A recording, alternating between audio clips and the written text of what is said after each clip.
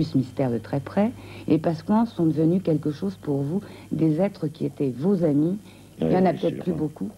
Il faut peut-être le souligner. Il y en avait pas beaucoup quand je suis arrivé. Il restait 800 survivants. La situation s'est améliorée. Ils sont 1200 actuellement, à peu près. À peu près. Oui, ça remonte. Alors, il y a une chose qui intéresse beaucoup les mamans. Au niveau de l'île de Pâques, on va redécouvrir, bien sûr, une façon de vivre d'il y a très très longtemps, car ces Pascouans se passent de père en fils un petit peu toutes leurs mœurs, tout ce qu'ils ont pu emmagasiner au niveau de millions d'années. Mais il y a une chose fantastique à signaler. Dans votre livre, c'est écrit, on met les enfants au monde dans l'ombre, dans la pénombre, dans des cavernes, parce qu'on ne veut pas que les enfants aient leurs yeux agressés par la lumière. Et on revient à ces méthodes-là maintenant. Oui, quand j'ai redécouvert ça là-bas, j'en ai parlé à des médecins américains, à mon retour, qui m'ont dit « mais c'est assez fascinant comme histoire ». En effet, il y a encore 50 ans ou 100 ans en Europe, on accouchait dans les fermes avec juste une lampe de pétrole. Voilà. Alors là, ils les mettaient dans les cavernes, c'était du reste les endroits où ils habitaient. On les gardait 3 semaines dans la pénombre, le temps que leurs yeux s'habituent lentement à la visibilité extérieure, si bien que ce sont des gens qui avaient des yeux extraordinaires à l'île de Pâques. Je n'ai jamais vu quelqu'un qui souffrait le moindrement de la vue. Et puis en plus, pour la naissance des enfants, le calme de ce silence est très important dans l'équilibre, si vous voulez, des nerveux que les enfants subissent après. Il n'y a qu'à voir où nous en sommes en Europe. On fabrique de jolis petits monstres maintenant. Les maladies nerveuses, c'est pas ça qui manque effectivement. Mais vous avez rencontré un petit garçon là-bas, merveilleux. Oui, j'ai adoré ce petit garçon qui, du reste, hélas, vient de mourir. Et il avait 4 ans quand je suis arrivé sur l'île, il était très malade. Il y avait très peu à manger sur l'île de Pâques quand j'y étais. C'était une situation très grave qui se passait là-bas. Et j'ai donc lui demandé de venir avec moi, avec son père qui travaillait sur les chantiers, oui. Et alors il a appris le français très rapidement. Et d'abord il a beaucoup grandi d'un seul coup parce que j'avais quand même une nourriture de base sur mon bateau, ce qui me permettait de lui offrir des aliments de base. Et c'était un merveilleux compagnon. Donc vous le verrez un peu dans le film. Avec un petit chien. Oui, il était toujours très mignon. C'est toute une aventure, parce que la fantastique île de Pâques, c'est de cela qu'on va parler aujourd'hui. Mais pour aller à l'île de Pâques, à l'époque, c'était pas évident non plus. Alors Francis avait décidé, avec ses amis et avec sa femme, de partir lui-même en bateau. Oui, parce qu'à l'époque, il n'y avait aucun ravitaillement sur l'île de Pâques. Il n'y avait pas d'avion. Maintenant, il y en a, malheureusement. Et alors, il fallait y aller. Je suis parti d'Antibes, enfin en France. Et j'ai mis 160 jours de mer pour y aller. Alors ça, nous le vivrons dans le courant de l'année 83, car c'est une aventure extraordinaire de Francis Mazières de faire 160 jours de mer pour atteindre son objectif, l'île de Pâques. Mais aujourd'hui, notre objectif, c'est l'île de Pâques. Alors si vous le voulez bien, Francis, il y a tellement de choses à dire sur cette île de Pâques. Il n'y a que vous qui pouvez nous raconter cette île de Pâques que vous avez vécue. Alors top au télécinéma et rentrons dans cette fantastique île de Pâques. L'île de Pâques, vous voyez, c'est dur. La mer déferle. Voici le dernier initié de l'île de Pâques qui fut notre grand compagnon pendant 1 an. Il était lépreux, vous voyez. Et il a enseigné ma femme qui parlait couramment le polynésien ancien. Et c'est comme ça que nous avons pu récolter toutes les légendes de l'île de Pâques. C'était un homme admirable, il s'appelait Very Very. Vous faites un hommage merveilleux au travers d'une lettre de votre femme, d'ailleurs, dans votre livre. Alors voilà, l'île de Pâques, c'est un bloc volcanique, vous voyez, sans arbres. Vous en verrez quelques-uns, c'est des arbres récemment plantés, des milliers de moutons qui appartenaient à la marine nationale du Chili, moutons qui ravageaient du reste en cadence l'île. D'où l'aridité totale de cette île. Morte complètement. Vous voyez, alors pas d'eau, alors les animaux en souffrent et en meurent. Nous, évidemment, nous pouvions aller dans les cavernes pendant les 6 mois où il ne pleut pas sur l'île, chercher de l'eau à l'intérieur des cavernes, mais pas les animaux. Alors, vous voyez, entrons immédiatement dans cette île qui n'a que 17 km de long, vous voyez. Le vent, la pierre, c'est le paysage des mondes de l'oubli. C'est un monde fascinant, on dirait l'Irlande l'hiver, vous voyez. C'est quelque chose qui m'a... J'ai vécu 1 an, j'étais la plus longue mission, 1 an sur cette île. C'est dur, mais c'est beau. Et je crois que les choses dures sont très, très belles. Voilà, dans cette plaine morte, 7 points blancs. Ce sont les 7 statues que vous voyez, les 7 initiés de l'île de Pâques, qui furent dirigés en un lieu géologique précis. Là, il y a 10 millénaires, passait exactement l'équateur magnétique, dont la variation nord est de 5 degrés. Alors comment, à cette époque, les hommes pouvaient-ils définir que c'était un point précis, magnétique? Vous savez, ils connaissaient beaucoup de choses. Il y a des millénaires, quand on voit la Khéops... Ça voudrait dire qu'il y aurait eu une civilisation, finalement, plus avancés que nous sur Ah oui, certains points. sûrement. Voilà. Sixième sens. Ah oui, ses yeux regardent les étoiles, c'est le vrai nom de l'île de Pâques, Matakitarani, ça veut dire des yeux regardent les étoiles. Ils semblent guetter aussi à leurs pieds. Ouais, c'est un visage extraordinaire. Protecteur. Oui, la terre de l'île qui se meurt. Si ce n'est, voyez, à l'intérieur de ces bulles de lave éclatées, où demeure encore un peu de végétation. Là où vécurent les hommes autrefois. L'île était ravagée par le vent. Seul à l'intérieur de ces bulles de lave éclatées qu'on pouvait cultiver un peu. Vous voyez, il y a des bananiers, du taro, de l'igname. Et en plus, c'était un refuge, parce que 6 mois par an, il fait quand même assez froid sur l'île de Pâques. Les vents montent de l'Antarctique. Est-ce que cette île n'a pas vécu un cataclysme? Oh oui, il y a eu un cataclysme, c'est sûr. Pas les volcaniques entièrement. Hein. Oui. Alors, vous les verrez du reste, les volcans tout à l'heure. Alors, on va parler un peu de ces... Écoutez, oui. Voilà la musique ancienne de l'île. Cette voix, je trouve remarquable. C'est ce que les gens chantaient autrefois. Maintenant, c'est une musique qui a été abîmée, dégénérée. Voilà comment on vivait dans ces cavernes. Alors, le trou avec le soleil qui rentre, et puis de chaque côté, les cavernes où les gens se réfugiaient. Il y avait aussi pas mal de guerres intestines, parce qu'évidemment, il y a eu un moment de surpopulation sur une petite île comme ça. C'était des Polynésiens qui arrivèrent des îles Marquises à partir du 4e siècle après le Christ, qui peuplèrent cette île. Mais avant, il y avait une autre race, celle qui a fait les grands géants. Et cette race a disparu totalement. On n'a jamais su, on n'a jamais rien retrouvé. Alors ces géants de pierre, quand même, c'est parce que la fantastique île de Pâques est un petit peu... Chaque fois qu'on dit l'île de Pâques, on passe à ces géants de pierre. Moi, je me souviens d'une chose, j'étais toute petite quand mon père m'a mis ce livre dans les mains. Et je n'avais jamais entendu parler de l'île de Pâques. Et tout d'un coup, j'ai découvert un monde étonnant avec ces géants de pierre. Et on m'a dit, le chapeau... Mais je vais vous le montrer tout à l'heure. Ce que je voudrais vous montrer tout de suite, c'est il y a 3 volcans. Je vous dis que c'est volcanique. Alors, voilà le Ranokao, qui est un immense volcan où il y a à peu près 1 kilomètre de tour. Ils sont éteints? Oui, ils sont éteints. À l'intérieur, il y a un lac avec des joncs qui n'existent que dans 2 endroits au monde. Au sommet de la cordillère des Andes, sur le fameux lac Titicaca, et ici. Or, curieusement, à cette île de Pâques, qui est séparée de la côte d'Amérique du Sud par 4000 km de mer et par la cordillère des Andes, il porte le même nom. Il s'appelle Totora. Et vous allez voir sur la falaise magnifique qui domine d'un côté l'immensité de l'océan Pacifique et de l'autre côté le cratère, s'ouvrait le village des hommes-oiseaux. C'est la falaise d'Olongo. C'était un mythe absolument extraordinaire. Une fois par an, les hirondelles de mer arrivaient de très loin, de 5000 km, venant de Tahiti, disons grosso modo, et elles allaient sur une petite île, un petit îlot, qui se trouve juste en face et que vous allez voir dans un instant. Alors, quand elles arrivaient, c'était au mois de juillet, les hommes se jetaient à la nage pour aller capturer le premier œuf. Vous voyez, ces îlots-là. Voilà. Capturer le premier œuf, et celui qui capturait le premier œuf devenait le roi éphémère de l'année solaire et lunaire. Il devenait le gardien des traditions. Il revenait en nageant avec l'œuf. C'était une fête grandiose. Là, dans vous voyez, ces pierres, ces cavernes, les 7 initiés vivaient. Il y avait 7 initiés à l'île de Pâques. Alors, ces initiés, c'était quoi? C'était les gens qui gardaient la tradition immémoriale des choses, tradition du reste oral, mais aussi qui étaient gravée de temps en temps sur les tablettes de bois. Alors à l'intérieur, nous rentrons, et encore, nous voyons des pierres peintes, avec la représentation de l'osmose de l'homme et de l'oiseau. Elle est partout.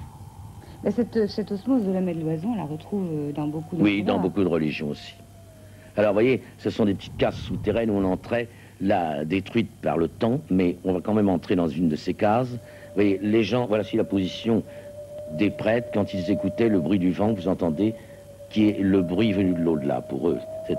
C'était des hauts lieux de méditation, c'était dans l'ombre complet. Là, évidemment, les toits sont effondrés depuis des siècles, c'est pour ça que je peux filmer. Mais vous voyez, c'est très bas, on ne peut pas se tenir debout. C'était des lieux vraiment de transfiguration, de méditation pure. Le vent leur parlait. Oui. Alors, vous allez voir ces maisons, elles étaient construites extrêmement basses pour ne pas abîmer le bruit du vent qui reste sacré. Vous voyez, c'est sur la grande falaise où le vent arrive de l'Antarctique. À quelle vitesse? Oh, on a des vents de 140 à l'heure l'hiver. Et puis, ils habitaient là-dedans ces maisons de pierre ou dans les cavernes. Alors, on va arriver au village. Il n'y avait qu'un village lorsque j'y étais, où les gens étaient parqués, c'était le village d'Angaroa. Et je voudrais vous montrer un peu la vie de ces gens nobles. Vous voyez, là, une vieille dame. Elle est belle, hein, je peux elle vous est dire. superbe. Et puis des vieux. Celui-ci donne à manger à des oiseaux en pierre. Je dis, mais pourquoi donnez-vous à manger à des oiseaux en pierre? Et il m'a dit, parce que d'après la tradition que nous avons, les pierres vivent. Ce que nous savons, nous, scientifiquement, depuis très très peu de temps. Exactement. Alors voilà des rochers partout, gravés que j'ai rehaussés, vous voyez, à la craie pour que vous les voyez mieux. Ici, la représentation de l'homme-baleine, et puis une représentation très extraordinaire d'un homme avec des cornes. Alors il n'y a jamais eu de cervidés dans tout l'océan Pacifique. Tiens. Mais les Américains ont trouvé aux îles Aléoutiennes dernièrement la même représentation. C'est la grande migration venant de Sibérie qui est passée par les îles Aléoutiennes, a peuplé l'Amérique du Sud et est revenu peupler une partie de l'île de Pâques. Certainement. Alors vous voyez, ce vieux monsieur pratique le jeu rituel de la ficelle. Ce n'est pas ce jeu que nous connaissons en Europe, mais c'est un jeu qui mémorise les légendes. C'est-à-dire que selon le mouvement, on a la légende et on la chante, ceux qui sont en train de chanter. Forme de chapelet pour eux. C'est exactement. Ils sont très très beaux, ils n'ont pas ce visage des Indiens d'Amérique. Non, ce sont des Polynésiens. Hein. Ce sont des Polynésiens. Alors finalement, au travers de cela, on peut s'imaginer que les voyages les grands voyages en bateau ont existé bien avant que nous fassions nos découvertes. Bien avant. Ah voilà, ces femmes font une cape de plumes, comme on en faisait autrefois pour les rois. Vous voyez, il y avait très peu de gallinacés sur l'île. On ne peut pas tuer un coq pour prendre les plumes, on en prend quelques-unes. Il faut des mois pour faire une chose pareille. Vous voyez le beau visage de ces gens. Là, je leur avais donné des affaires venant d'Europe, donc ils sont habillés normalement, il faisait froid. Mais alors, ils font une cape de plumes, comme on en faisait pour les rois, mais comme le dernier roi de l'île de Pâques a malheureusement été assassiné par des militaires, eh bien, cette cape, ils ne vont pas la mettre sur leur épaule, par respect pour cette mémoire. Ce sont des capes noires et blanches. Regardez si elle est belle. Et la femme, simplement, pour vous en montrer la légèreté et la grâce, va la mettre autour de ses hanches. Voilà ce que je voulais vous montrer très rapidement sur ce village où étaient parqués à mon époque, il y a donc 20 ans, tous les hommes et les femmes de l'île, les 800 survivants. Cela dit, on ne sent pas le côté parc, comme vous dites, parcage. Non, je n'aime pas montrer les choses. Ils sont souriants quand même. Puis je les aimais tellement. Sérénité intérieure. Puis ma femme étant polynésienne par le cœur, tout le temps. Ah voilà, 2 statues de pierre rouge, il y en a 2 connues à l'île de Pâques. Cette pierre est extrêmement importante, elle fut toujours extraite d'une carrière que vous voyez, taillée de main d'homme. Et vous en voyez peut-être la grandeur exacte à l'échelle de ce point blanc qui monte, qui est un de mes compagnons à cheval. Un homme, voilà. Ah bah d'accord, c'est gigantesque. Oui, c'est gigantesque. Vous voyez tout le désert, alors derrière, tout ça, tous les déserts. Ce que vous avez vu dans le village, il y avait quelques arbres derrière les personnages, parce qu'on a un peu planté pour que ce village vive un peu.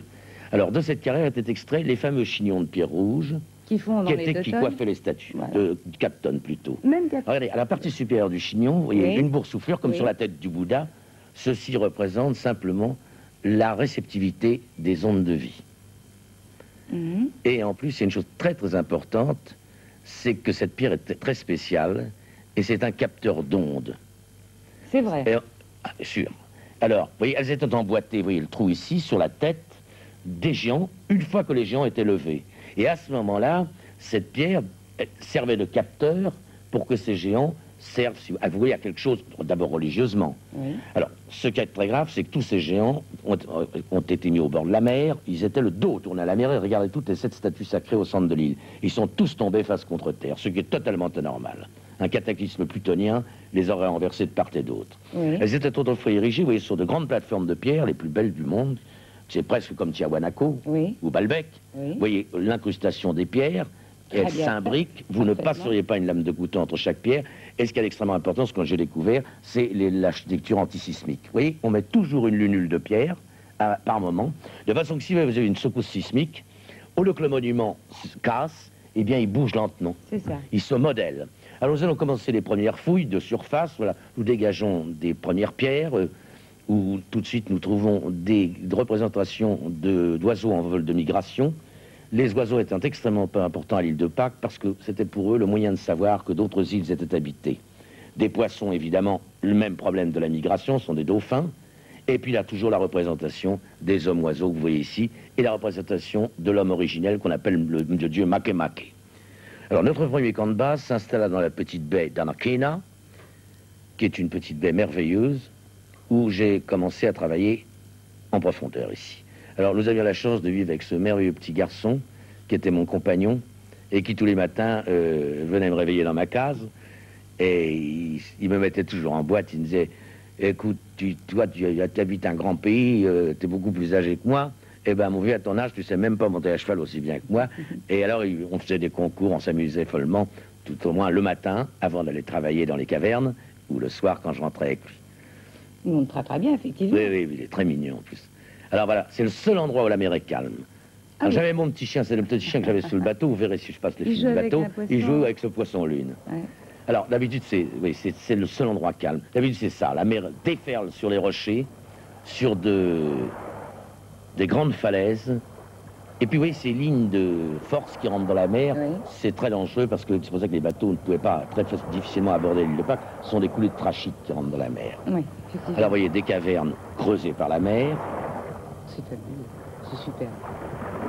Ah, c'est un paysage toujours impressionnant à l'île de Pâques. C'est une couleur qui est très différente des autres pays, de toute façon, des autres îles. Alors, on va monter le long des falaises et on va avoir la chance de découvrir ces fameux oiseaux qui sont maintenant disparus de l'île de Pâques, presque, qui sont qu'on appelle les phaétons. Alors, ils sont en train de couver, là, comme il y en a quelques-uns qui restent, et les hommes les respectent au maximum. Alors oui, ils ont une plume rouge à la queue. La plume, oui, fait 70 cm de long par moment, et elle était réservée pour faire la couronne des rois. Il en fallait quelques 400 pour faire la couronne royale. Alors je vais m'approcher pour essayer de mieux les filmer. Là, ils couvent. Ils sont beaux, hein. Ils sont magnifiques. Oui. Ce sont les derniers survivants, tout au moins à l'île de Pâques. Il y a des phaétons autre part, mais ils sont très beaux. Ils sont super. Oui. Et il défend un peu son nid quand même. Oui, oui, oui. Alors c'est normal, parce qu'on s'approchait avec la caméra. Effectivement, on se rend compte de la force d'arrivée des eaux sur ces... Alors nous allons entrer dans les cavernes souterraines où vécurent les hommes.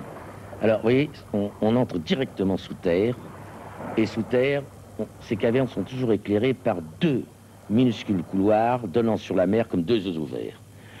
Dans ces couloirs, enfin ces portes qui donnent sur la mer, il y a toujours ce qu'on appelle les gardiens de cavernes, et qui sont simplement les crânes des ancêtres. C'est là où vécurent les hommes. Il y a plus de 400 cavernes déjà connues à l'île de Pâques. C'est là où ils survécurent. Se cachèrent. Oui, et puis il y a eu sans doute une chose très grave à l'île de Pâques. Il y a eu sans doute un météore qui est tombé, qui a assez brûlé l'île, et ils ont dû se réfugier à l'intérieur. C'était, si vous voulez, ça devenait un petit peu atomisé, si j'ose dire, et ils se nourrissaient d'eau de filtration, donc purifiée, et de coquillages marins, donc pas touchés. Alors, entrons dans ces cavernes. Là, j'allais travailler plusieurs semaines. Un jour, il m'arrivait une histoire extraordinaire. Mes torches s'éteignirent, et un des vieux qui était toujours avec moi, continuait dans le noir absolu à avancer. Je lui ai dit, mais c'est extraordinaire, j'ai l'impression que vous voyez clair. Il m'a dit oui. Il m'a dit oui, parce que j'ai été enseigné comme autrefois, et ce qu'on disait tout à l'heure, à la naissance, on gardait la visibilité nocturne. On est comme tous les animaux, comme les chiens ou les chats. On n'a pas, c'est nous qui avons les yeux abîmés. Absolument. Alors j'ai dit, mais c'est extraordinaire, est-ce que vous êtes capable de me faire une gravure, une peinture? Et dans le noir, il m'a fait une gravure rupestre. Alors là, j'ai été vraiment bouleversé. Je me suis dit, il y a toujours dans la tradition quelque chose à apprendre. Ça suffit, notre suffisance qui croit qu'on a tout inventé, alors qu'on a peut-être inventé surtout la vulgarité. Je crois qu'on n'a rien inventé, qu'on réinvente simplement. Alors voilà, vous voyez ces cavernes avec ces couloirs souterrains. Tous ces couloirs s'imbriquant, vous voyez, il y avait communication, c'est des petits boyaux. Ce sont des bulles de lave éclatées, du reste, ils en ont profité, ils ne nous ont pas creusé. Et les petits bouts d'eau qu'il y a, c'est de la mer qui est enfermée. C'est de l'eau qui traîne un petit peu, vous voyez, d'infiltration. Ah aussi, oui. Alors voilà... tout le temps, il y a plein de gravures qu'on retrouve. C'est la première fois qu'on pénétrait sous terre là-bas, à l'île de Pâques, parce que... C'est la première fois que des Européens mettaient les pieds sur cette île de Pâques? Non. Alors voilà les sorties de cavernes, vous voyez, il y a un petit arc, et là je sortais, et nos chevaux nous attendaient. C'est une très belle image, avec cet arc-en-ciel. C'est mon cheval qui attendait, là, tous les soirs. Et je vous montrer tout de suite une autre chose importante. Ça, c'est des survivances de la première race, comme il n'y avait pas d'eau sur l'île de Pâques. Ils faisaient des petits puits comme ça, qui bouchaient bien hermétiquement, et qui nous servaient à nous-mêmes, comme à nos chevaux, pour avoir de quoi boire, parce que là, je suis resté 2 mois sur cette partie de l'île, et il n'y avait pas d'eau du tout, pas de ravitaillement d'eau. Jusqu'au jour où les hommes arrivaient à nous dire, venez vite au village, il y a un bateau à l'horizon. Et c'était un événement, à l'île de Pâques, il n'y avait pas de bateau, il n'y en a qu'une fois par an. Et nous arrivions pour voir ce Katma, qui est le navire-école chilien. Il était embossé devant le petit cimetière de l'île, devant cette croix, et inscrite d'un mot merveilleux, que je voudrais qu'il soit toujours vivant, Pax. Mais hélas, de ce bateau, des hommes descendirent.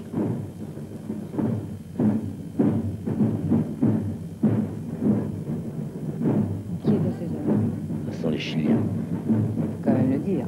Oui. Alors oui, ça c'est l'allée du gouverneur, dans la petite île, où on a planté quelque chose. Enfin.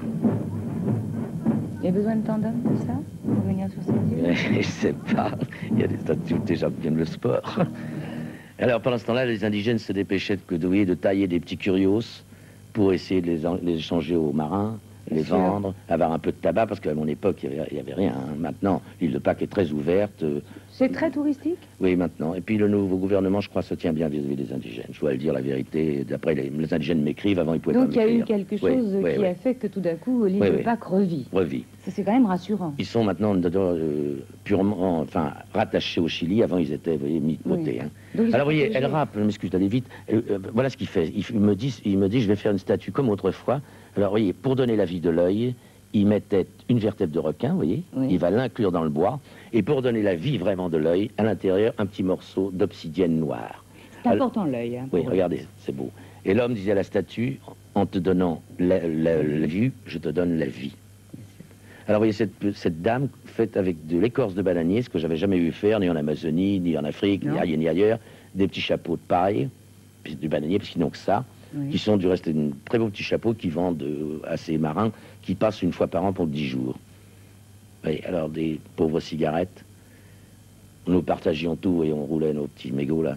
Voilà mes copains. Vous voyez qu'on ne peut pas oublier des gens comme ça. Non. Ils sont de chez moi, hein, je peux vous dire que j'ai l'impression. Puis alors, un soir, le soleil commença à tomber et le navire allait quitter. Et d'un seul coup, une femme sur l'île laissa monter le chant du vent. Je voudrais vous laisser écouter parce que c'est vraiment toute l'ancienne musique et la noblesse.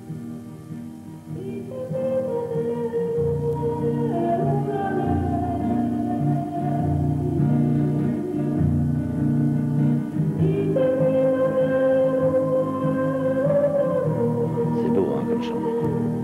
Et c'est très différent du chant polynésien. Oui, oui. Ah oui, c'est beaucoup plus ancien. Mais en Polynésie, autrefois, il y avait des chants comme ça, mais tout a été gâché par les guitares électriques, je sais pas quoi. Alors voilà, les voiles, vous voyez, on était au XVIIIe siècle. Non, oui, tout à fait. Et ce bateau allait repartir, laisser le silence à l'île de Pâques, rejoindre les Amériques. Vous ne vous êtes pas senti un petit peu Christophe Colomb ou Darwin à cette époque-là? Non, je me sentais très dans ma peau. Voilà, nous allons repartir. C'est curieux, ces couleurs. Oui, pour commencer nos fouilles au volcan sacré qui allait durer plus de 4 mois et demi. Le volcan sacré, c'est le Ranraku. C'est là et uniquement là que furent taillées toutes les statues de l'île de Pâques, pas ailleurs. Et taillées d'une façon bien précise. Vous les verrez, on va voir important. comment tailler. Oui. Et il y en a encore sur la falaise 130 qui étaient presque achevées. Les autres sont piquées dans le sol. Elles ont en moyenne 10 mètres de haut. Ce sont des choses admirables. Alors, vous voyez, les premiers hommes qui ont vu l'île de Pâques, ils ont dit les têtes de l'île de Pâques. Ils ne se donnaient même pas le mal de prendre une pelle pour savoir s'il y avait un corps. Alors, notre travail a été de découvrir ces corps et de découvrir sur la falaise tous les chantiers qui ont maintenant plusieurs millénaires. Est-ce qu'on ne peut pas se demander, parce que tout ça était en préparation finalement, si ce cataclysme n'a pas justement arrêté tout d'un coup? Ben, je vais vous dire tout à l'heure. Il y a eu un cataclysme, c'est net, mais j'expliquerai mieux. Alors, vous voyez, par exemple, ici, une statue de 12 mètres de long, entièrement terminée, dans sa grotte de pierre, vous voyez. Couchée. Oui, couchée. Elle était prête à se lever, elle resta pour toujours immobile. Donc ça, c'était la façon dont on fabriquait, dont on sculptait à même le sol. Oui, c'est ça. On va dire un autre, impeccable. Alors, tout le travail s'est arrêté d'un seul coup. On a eu l'impression vraiment d'un cataclysme. Parce qu'on ne laisse pas ces statues, on voit l'achèvement. Si ça... Alors, vous voyez... Qu'est-ce qui s'est passé? Ça... C'est quelque chose d'étonnant. Il y a un partout. Vous voyez, par exemple, une rampe de lancement, vous voyez, pour la statue, pour qu'elle glisse sur la falaise, rejoindre le sol, où là, elles allaient être piquées dans le sol, mais après, on le transportait. Je crois que c'est un plan très intéressant que celui-ci. Vous voyez, Tout est désert. Tout est désert, Voilà. oui. La mer à l'infini. Devant vous, c'est l'Antarctique, à 5000 km. Et ces statues qui restent là, figées, Oui. couchées. Oui, il y a une espèce d'éternité là-dedans. Il faut voir ça, sans arbres, le bruit du vent, il y a 500 statues qui restent. 500 statues Sur qui restent. oui, une île de 17 km. C'est le phénomène le plus fort après Stone Age, après des choses comme ça, ou Karnak. Hein. Et alors, bon, on reparlera de ça, hein, le problème On du va en transport. parler de ça la semaine prochaine parce que Francis, vous nous reviendrez la semaine prochaine. Nous rentrerons peut-être un petit peu plus profondément Oui, dans oui. le mystère.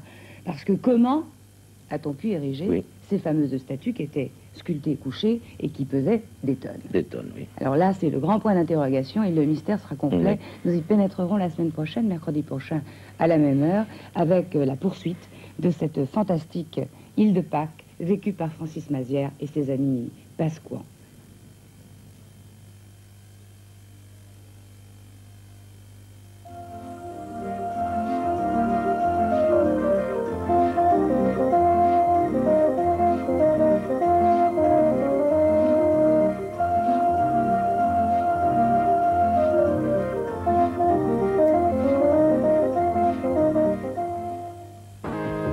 C'est un...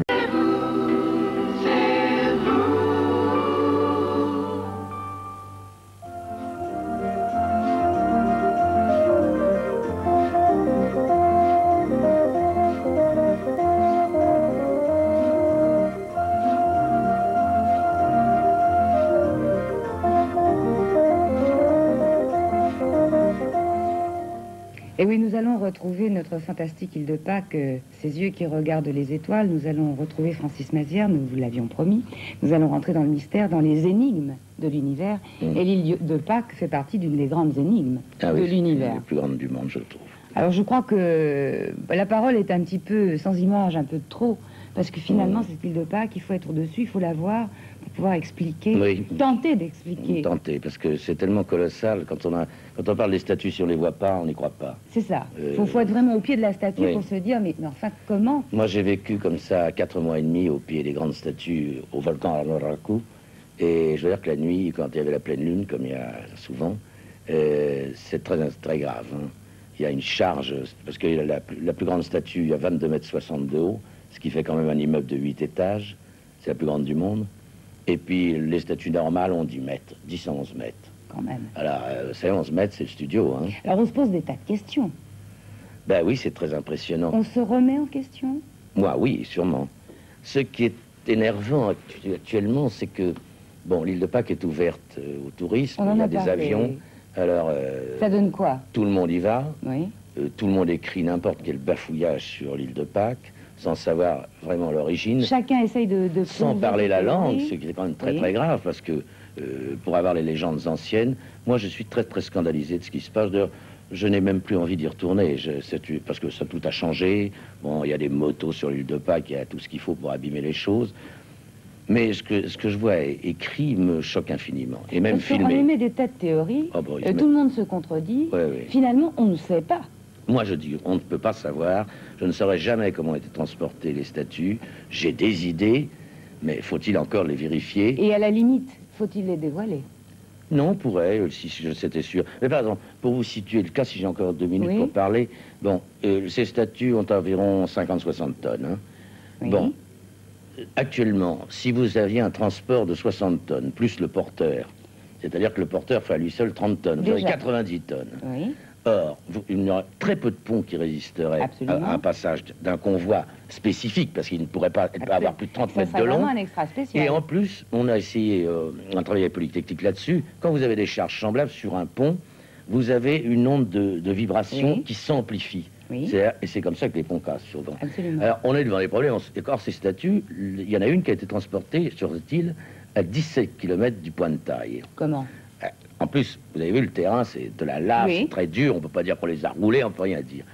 Alors, les indigènes Il faudrait disent des milliers de bras c'est pour par le rouler mana, la force de concentration, ben, ça fait toujours rire les La Européens. lévitation? Ben, eux, ils disent ça. Alors, évidemment, quand on dit ça ici, ils rigolent toujours. Alors, il y en a qui y croient. Ces mêmes imbéciles qui rigolent rigolaient il y a 10 ans quand on disait qu'on montera sur la Lune avec la NASA. Mais enfin, on y est allé. On y est allé, parce que la NASA, il y a des gens intelligents, c'est différent.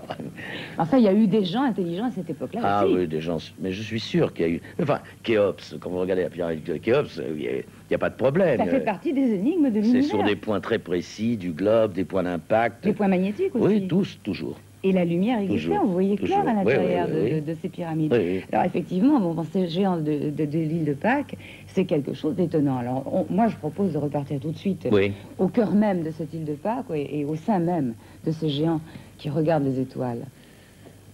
Alors, je ne sais pas si vous vous souvenez, on avait vu déjà... Alors là, je monte, vous voyez, sur la falaise, vous voyez qu'elle est à pic, en plus travailler dans ces conditions. Oui. Là, vous voyez, une faille au milieu, c'est une coulée qui sépare deux statues que ils étaient en train de fabriquer. Vous vous rendez compte de la verticalité du terrain, c'est ça qui est fantastique. C'est fou. Alors là, je vais continuer à monter, car par jour de beau temps, ce qui est assez rare sur cette île où il y a souvent de grands brouillards qui viennent de l'Antarctique, par jour de beau temps, on a du sommet du volcan une vue si belle que j'appelle un de mes compagnons. Ces volcans... Quand on fait de l'archéologie, il faut être alpiniste, spéléologue, il faut être tout, hein. Descendre dans les cavernes, tout. Ces volcans sont tous des cratères d'explosion. La lèvre est extrêmement fine. Mais ici, au sommet du volcan Raku, il y a une boursouflure de lave dans laquelle, vous voyez, il y a une caverne. C'est là que l'homme-oiseau, initié pour l'année solaire et lunaire, devait se retirer pendant 1 an. Il ne devait plus avoir aucun contact avec un être humain. Il devait, dans le silence total, méditer, c'est-à-dire s'enseigner. Il avait le paysage pour méditer. Voilà. Et s'ouvrait au pied l'île, vous voyez, morte, mais qui, j'espère, vivra toujours, parce que c'est d'une grande beauté. Puis ça fait partie de notre vie. Alors, au sommet, j'avais trouvé une chose assez extraordinaire. Quand la seconde migration polynésienne est arrivée, ils ne savaient pas faire ces grandes statues. Alors, ils en ont fait des plus petites, mais ils ne savaient pas comment les bouger. Et ils ont inventé des treuils de pierre à tension successive, vous voyez, dans le sol. Vous voyez, oui. Ce sont des trous, des couloirs souterrains qui leur permettaient, avec des cordes, de descendre lentement. C'est un système de treuils remarquable, mais qui est beaucoup plus récent. Vous voyez, à l'intérieur du cratère, de l'autre côté, il y a du reste ces statues qui n'ont beaucoup moins d'intérêt, qui sont plus petites. Alors, vous voyez, à l'intérieur de ce cratère, comme dans l'autre cratère du Ranukau, il y a des totoras, ces joncs, de l'eau qui permet à ces chevaux sauvages de survivre. Et là, ce jour-là, nous avons eu une grande chance. Je rentrais de plusieurs jours de travail sur les falaises. Lorsqu'en rentrant, nous croisâmes une équipe de mes compagnons qui était en train de couper des joncs de totora pour agrandir notre campement. Avec eux, il y avait toujours cet adorable petit garçon que nous aimions. Et je me suis arrêté, je dis, mais Orlango, qu'est-ce que tu fais? Il me dit, bah, tu vois bien, je cueille des joncs avec mon papa. Et c'était très extraordinaire parce que c'est très dangereux. Vous voyez, les cratères volcaniques, d'un seul coup, ça tombe. Oui. Ah, il allait prendre, vous voyez, des petites bottes. Il les ramenait. Et c'était un beau petit garçon sympathique. Doux. Oui. Calme. Et il les ramenait. De temps en temps, son papa lui en apportait une botte. Et lorsqu'il a eu suffisamment, il a commencé à fabriquer ces vraies petites bottes de joncs. Alors je lui ai dit, mais Orlango, qu'est-ce que tu vas faire avec ça? Il m'a dit, oh, je vais me faire un petit bateau. Ah. Et alors, vous voyez, avec ma logique idiote, je me suis dit, bon, bah, il va mettre ça un petit peu dans l'eau, puis nageoter en s'agrippant dessus. Mais c'était pas du tout ça.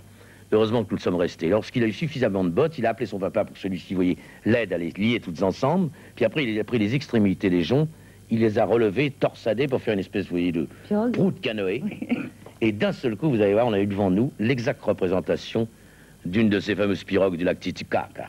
Or, ces choses ne peuvent s'inventer. Il y a eu tradition ou contact. Et ça, c'est évident. Et c'est beau. Et c'est avec ces embarcations, comme il n'y avait pas de bois sur l'île de Pâques, qu'ils allaient en mer aussi pêcher, enfin vivre. Voilà, tous les soirs, on retournait à notre campement de base. Et avec nous, j'avais 7 hommes et cette jeune femme qui avait le grand mérite pour nous de nous aider à faire la cuisine.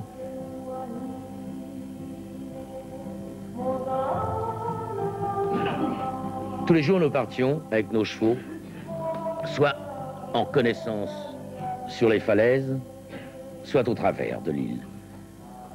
Mais aujourd'hui, notre vie allait complètement changer. J'étais persuadé que sous terre, il y avait vraiment d'autres géants. Nous allions sur la falaise du volcan Raku commencé des fouilles dans 2 endroits très précis. Ce qui me permet tout de suite de vous montrer la falaise où ils furent taillés. Vous voyez les ateliers de taille à pic sur les falaises, ce qui est ahurissant. On se demande comment les hommes pouvaient travailler là-dessus. Et puis tout de suite, des premiers géants que vous apercevez ici couchés. Nous allons commencer à décaper la falaise. En décapant, on trouvait des couloirs d'accès, comme ceci. C'est là où les équipes d'hommes travaillaient, vous voyez, sur 2 statues différentes de chaque côté. Et vous voyez que ces couloirs, là, ils sont remplis de terre, parce que les siècles sont passés. Je continue à avancer, vous voyez, dans ces couloirs, pour découvrir d'autres statues. Une image rapide du plus grand géant de l'île, je vous montrerai mieux tout à l'heure. Nous montons sur son bras, 13 mètres de haut le bras, la poitrine qui passe, sa tête qui va arriver, 7 mètres 40. Mais je m'excuse, j'ai oublié de mettre quelqu'un à l'échelle pour vous le montrer mieux. Je vous le montrerai tout à l'heure. Nous commençons à décaper les premiers géants, à 3 mètres de profondeur. Regardez ce géant à l'envers, vous voyez son menton, sa bouche, son nez, la tête à elle seule à 5,60 m de long. Vous imaginez ce que ça veut dire. Hein.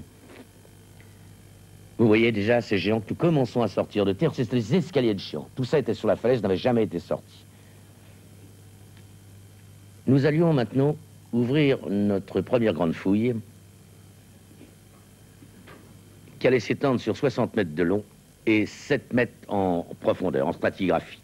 Là, nous allions être amenés à découvrir un immense colosse que vous voyez apparaître au milieu de l'image. Ce n'est pas le plus grand. Il n'a que 10,50 m de long, mais c'est le plus large connu. Il a 5 mètres de large et doit peser plus de 200 tonnes. Vous voyez, mes compagnons, en bas, ça vous donne une échelle. Nous l'avons à peu près décapé maintenant. Un de mes compagnons va passer sur son cou. Pour vous en donner la largeur exacte, le cou, vous voyez, à 4 mètres de large. Je voudrais vous montrer de profil, car je suis persuadé que vous n'imaginez pas encore la grandeur de ces géants. Vous voyez les hommes à côté, vous voyez sa tête, à gauche son oreille, vous voyez bien son menton, sa bouche, son nez. Vous voyez la finesse de sculpture, on ne peut pas dire que ce sont des primitifs qu'on taillait comme ça. C'est une sculpture aussi digne que celle de Praxitèle ou de Giacometti. Et je déteste à chaque fois quand on voit des choses comme ça, les gens disent « Oh, ce sont des primitifs ». Alors, je voudrais les voir tailler une chose semblable. Regardez la pureté de la bouche. Tout ça est la noblesse de ces races qui, il y a des millénaires, laissèrent la trace d'une pensée, en tout cas d'une pensée qui croit à l'au-delà, puisque c'est bien la pensée des gens de l'île de Pâques.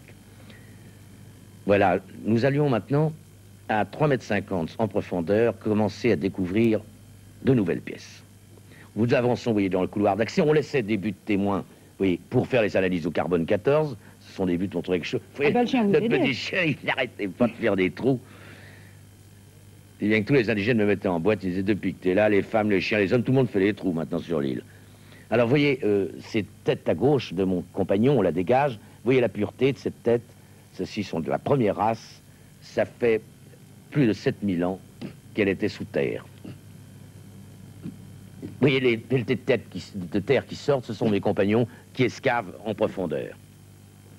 Dès que, vous voyez les pierres, vous voyez la statue qui sort maintenant, dès que les pierres étaient, enfin, on les sortait et on les jetait sur la falaise abrupte pour dégager le chantier. Et notre malheureux petit chien passait sa journée entière à courir après ces énormes pierres.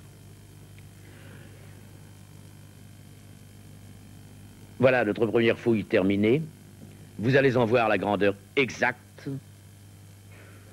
Eh bien, puisque vous venez de voir où on taillait ces géants et comment on les taillait, allons voir où ils allaient. Ils étaient acheminés au travers de l'île pour être placés tous en bordure de mer, le dos tourné à la mer, pour veiller sur les 7 géants sacrés du centre de l'île. Je voudrais vous emmener à la plateforme d'Otoïti, qui fut la plus grande de l'île, et qui fut détruite en 1960. Ce n'est pas très vieux. Il y a eu un énorme raz-de-marée dû sans doute à une retombée de météores dans le Pacifique à côté, et il y a souvent des météores qui tombent là-bas. Vous voyez, voilà le volcan derrière, les statues. Celle-ci a été roulée par la mer, par le raz-de-marée, mais ça me permet de vous montrer les têtes blanches, cassées, à côté des chignons de pierre rouges tombés, à côté. Vous voyez ces chignons qui s'emboîtaient au sommet de la tête. Vous voyez la beauté de ces chignons qui ont été amenés ici de 15 km. Là, j'allais travailler plusieurs semaines et j'ai eu la chance tous les jours de travailler avec un vieux monsieur de 74 ans qui était un homme admirable. Je parlais évidemment couramment la langue, ce qui permettait non pas des rapports intelligibles, mais intelligents, ce qui est différent. Et cet homme m'apprenait beaucoup de légendes. Il connaissait toute l'île. Vous voyez son visage? Il avait toujours marché pieds nus. Et alors, il était un petit peu complexé. Il me disait, tu vois, je pourrais jamais porter de chaussures comme toi. Je lui disais, ben, t'as bien raison. Au moins, tu défileras pas au pas de doigts, c'est encore mieux, ça. En dessous, à ses pieds, il y avait tous les cimetières. C'est sous ce qu'on appelle les haous. Ce sont les plateformes où étaient les statues. Les cimetières, très beaux. Enfin, j'aime pas abuser là-dessus. L'archéologie, c'est pas simplement de montrer des crânes. Des squelettes. Ouais.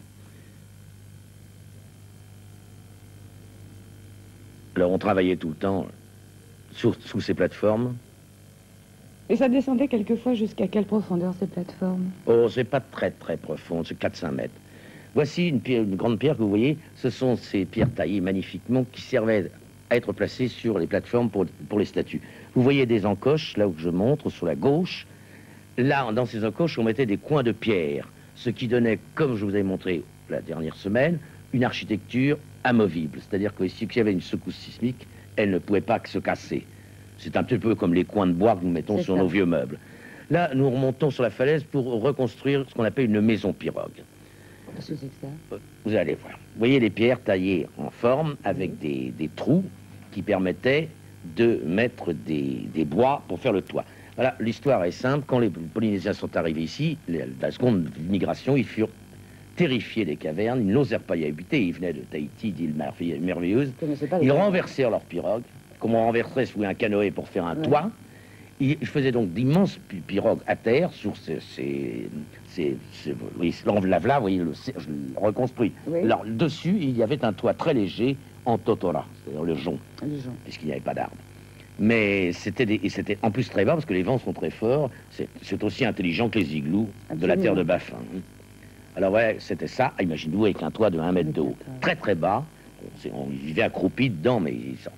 Alors, nous allons ouvrir notre seconde fouille, qui nous permettre de découvrir une immense cascade de géants, vous voyez apparaître, au pied de laquelle nous allions découvrir 2 géants magnifiques. Pour vous, c'était la grande découverte, là? Oui. Vraiment? Les deux fouilles. Les 2 fouilles. Ce sont des géants de 12,50 m de long. À nos pieds, la route préhistorique des géants. Regardez bien. C'est la chose la plus importante du film. Oui, c'est une route qui serpente. Or, s'ils ne connaissaient pas certaines choses, ils auraient été tout droit. Simplement, elle suit le courant tellurique de l'île. Et comme l'île a un magnétisme terrestre extraordinaire, on se demande si ces 2 forces en présence n'ont pas aidé au transport, le tellurisme et le magnétisme. C'est ça. Oui, là, oui. Vous touchez à des problèmes, là. Là, on était heureux quand ils venaient jouer pendant qu'on faisait la fouille, parce que ça nous détendait. Et je crois qu'il faut beaucoup d'humour pour faire un travail sérieux. On dirait un ourson en train de dégringoler. C'était la tête que j'ai montrée tout à l'heure. Et bien maintenant, la statue est complètement dégagée. Là, nous enlevons des pierres qui bloquent notre chantier. Et voyez, la route préhistorique, vous la voyez, elle va vers ces émergences volcaniques, les petites émergences qui sont des lieux de magnétisme tournants. Très petits lieux de magnétisme, mais qui sont très importants. Quand vous êtes près de ces petits lieux, de ces petites montagnes, vous ressentez quelque chose? Oui, moi je ressens en tout cas, mais il y a des gens qui ne ressentent rien, vous savez. Oui. Il y a beaucoup de bovidés sur ce chapitre. Oui. Alors, voilà une statue que vous avez vue tout à l'heure, aperçue, elle est complètement maintenant sortie de terre. En dessous, vous voyez, on a ce qu'on appelle la quille de pierre. Il laissait, vous voyez, une légère quille que les prêtres faisaient sauter au dernier moment, pour que les ouvriers n'aient pas de danger. Alors là, vous voyez, nous sortons, maintenant nous avons sorti une statue merveilleuse. Nous sommes, vous voyez, sur son ventre, sur son nombril, plus exactement.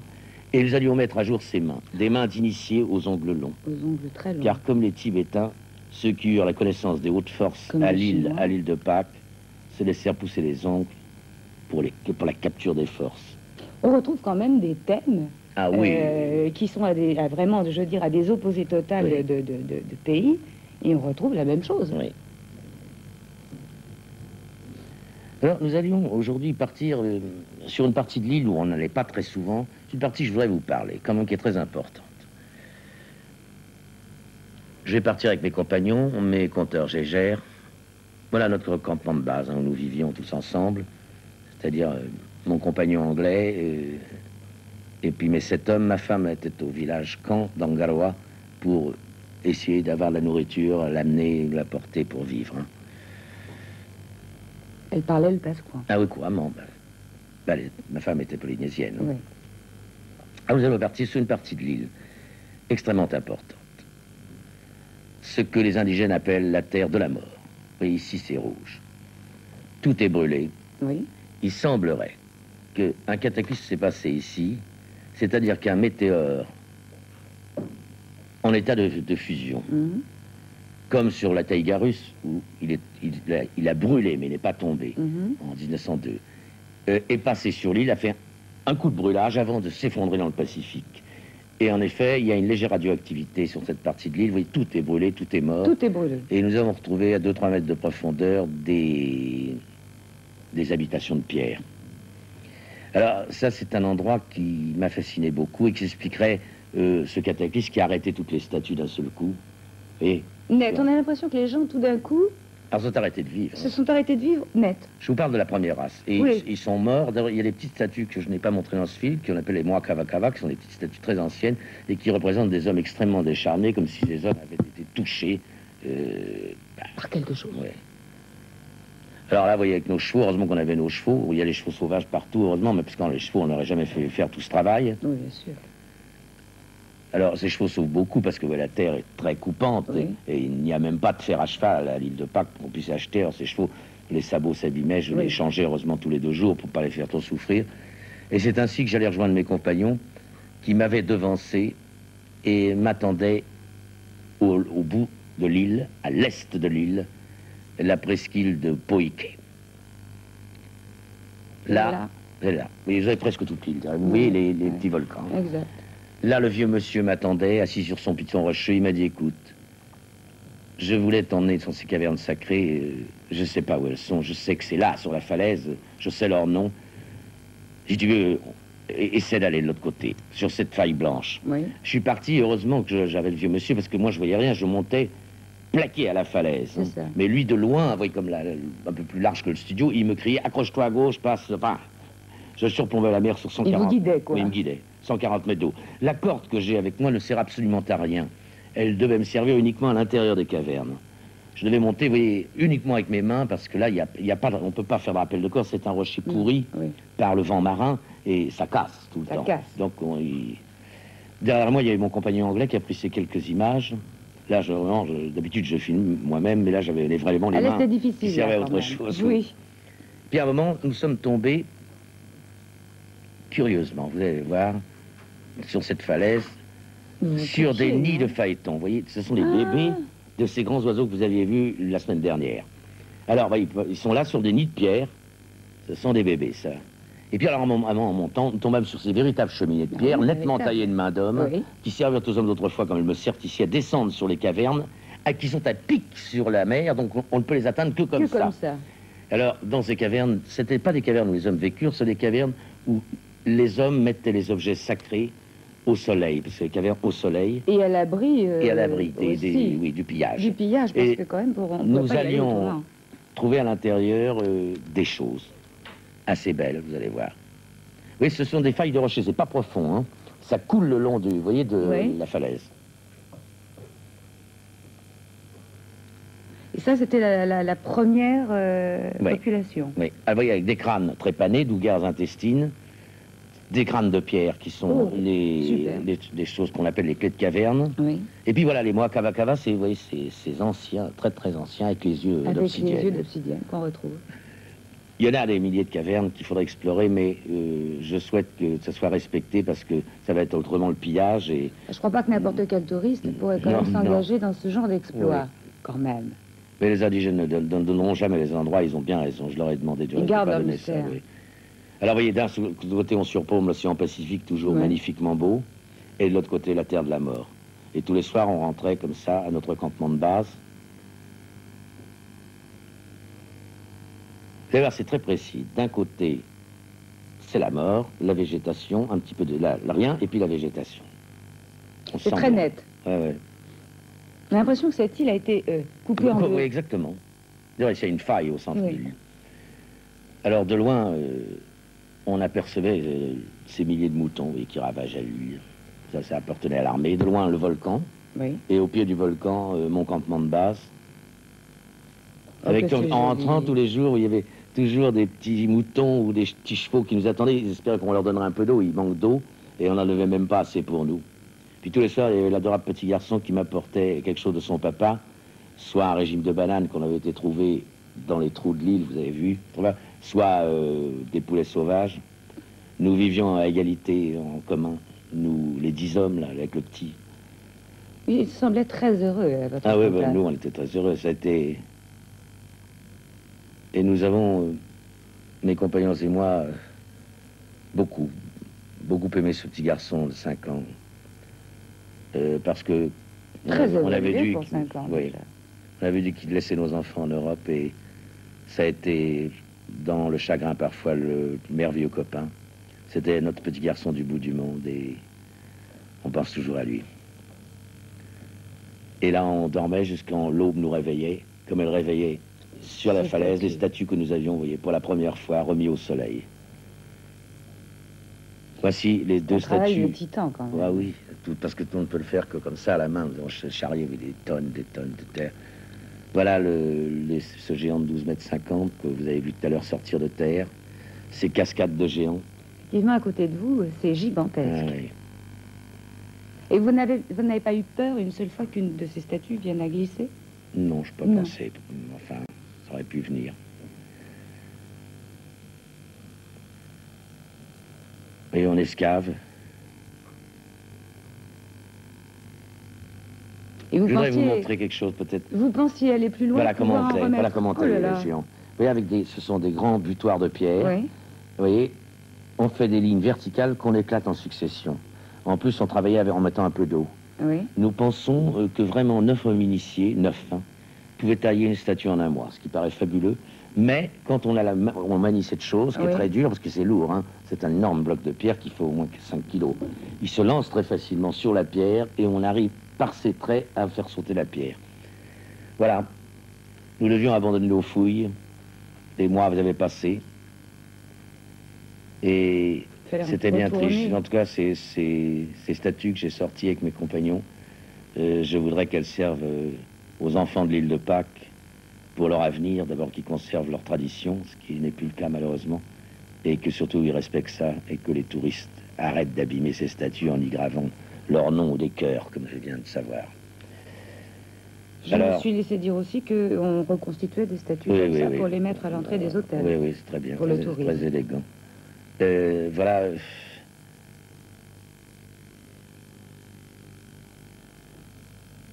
Le revoir Je vais au vous travers montrer de quelque ce chose. petit enfant. Des fois, quand il faisait trop dur, on ne rentrait même pas au camp de base, on dormait la nuit sur les géants de pierre. Vous voyez, on se couchait ici où il monte, dans la joue, Dans la joue. les pieds appuyés dans les yeux et le dos appuyé au nez. C'était extraordinaire. On se réveillait comme ça le matin, parce que des fois, on ne pouvait plus y arriver de repartir à cheval, on ne pouvait plus. Vous savez, quand on travaille 9-10 heures à la pelle, comme ça... Avec ce petit morceau de craie, ce petit garçon vous rehausse cette gravure que vous auriez du reste très bien vu sans ça. Ceci représente, vu par les indigènes, le premier bateau européen qui, en 1722, se présenta au large de l'île de Pâques et, honteusement, tira sur les indigènes pour rien. C'était le capitaine Ragven. Fallait En le citer. 1722, oui. Ça valait le coup.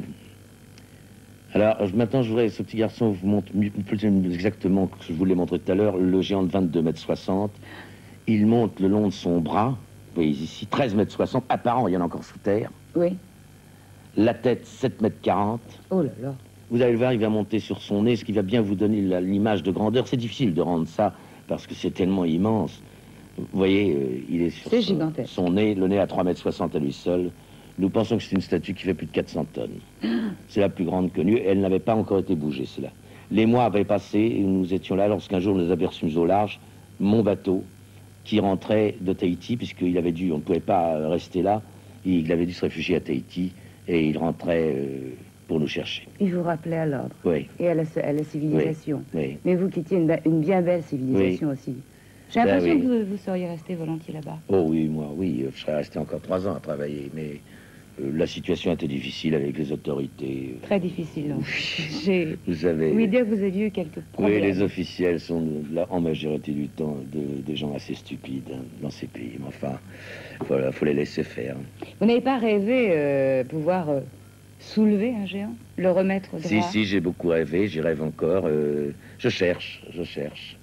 Mais c'est difficile, quand on est honnête, d'inventer des fausses choses en disant C'est le on trouve fantastique. comme ça, mais je ne crois pas qu'on trouvera pour l'instant. Je crois que ça va se retrouver dans d'autres civilisations et que ça nous amènera un complément d'information et qu'on pourra le tenter comme ça.